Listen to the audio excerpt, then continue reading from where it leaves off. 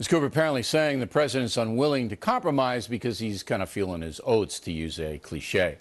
Joining us now from Washington, Fox News senior political analyst Brit Hume. So do you see the cockiness as a factor here in this very important debate, Brit? Well, certainly I think the president is playing hardball in these negotiations with, principally with House Republicans, because I think he feels like, we got an outcome coming here that's bad all the way around, but worse for Republicans, and that they can less afford to have it occur than he can, and therefore he's got some leverage. And I think, in fact, he does.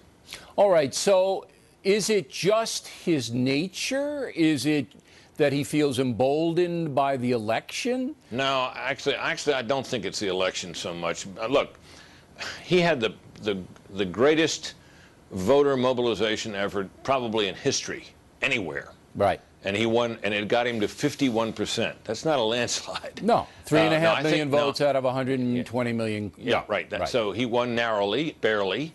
An extraordinary achievement, to be sure, under the circumstances. No, I think it's the law.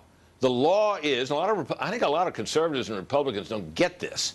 If nothing happens, and the end of this month rolls around, tax rates go up on everybody, the rich and everybody else. In addition to that, there's this fairly draconian set of spending cuts that come into effect, but they fall with particular force on the Pentagon. Now, if you look at two things the Republican Party has stood for over the years, Bill, one of them is low tax rates, and the other one is strong defense. So who has the most to lose if the fiscal cliff is breached?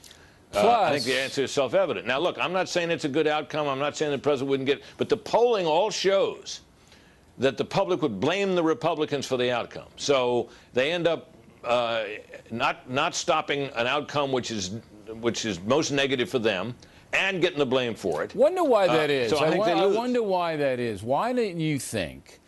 Look, it is fairly apparent that Barack Obama has put no meaningful spending cuts on the table. Anybody who pays attention knows that. The president does not want to cut. He wants the big government. He wants to spend. In fact, he wants $500 million more to throw into some stimulus that hasn't worked the first two times we tried it. So why do the American people say it's the GOP's fault when the president obviously isn't giving anything at all up? Well, Bill, you know that, and I know that, in part because we watch Fox News, and Fox News reports it that way, which is the straightforward way to report it. You can find that out from reading other media, but you have to read it carefully because it's not apparent.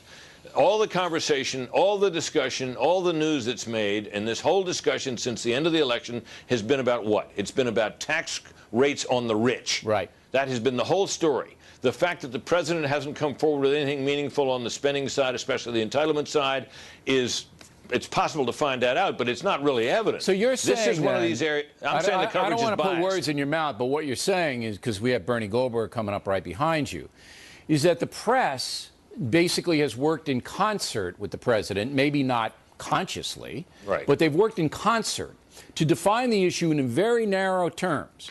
Right. Taxing the rich is going to solve the budget problem, which is bull. It's not. Okay, no, and they don't even go into the president's stubborn posture of not giving up any cuts because he hasn't.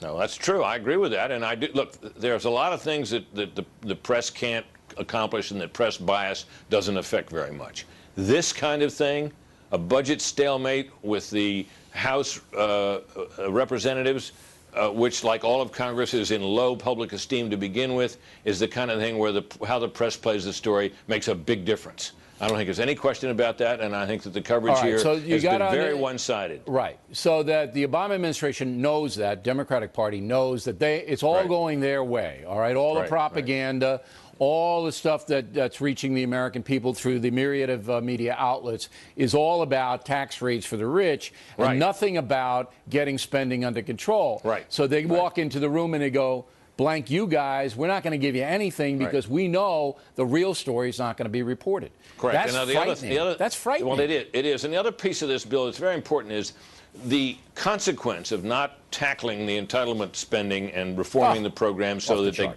they cost less is very severe. But they're not immediate. So the president has what he considers to be some time to either deal with this or perhaps not deal with it, and he leaves office, and it's for the next person to deal with. Now, it would take a lot of courage for him, and he'd have to break a lot of china within his own party to step up and say, look, we've got this short-term fiscal cliff, but we've got an even bigger one ahead of that. I want to head it all off. It's going to take a big bargain to do it, and I'm ready to do it. He talks about that, but he never really does it. What are the odds that he'll do it? I think at this point it looks pretty remote, Bill. All right, Brit Hume, everybody.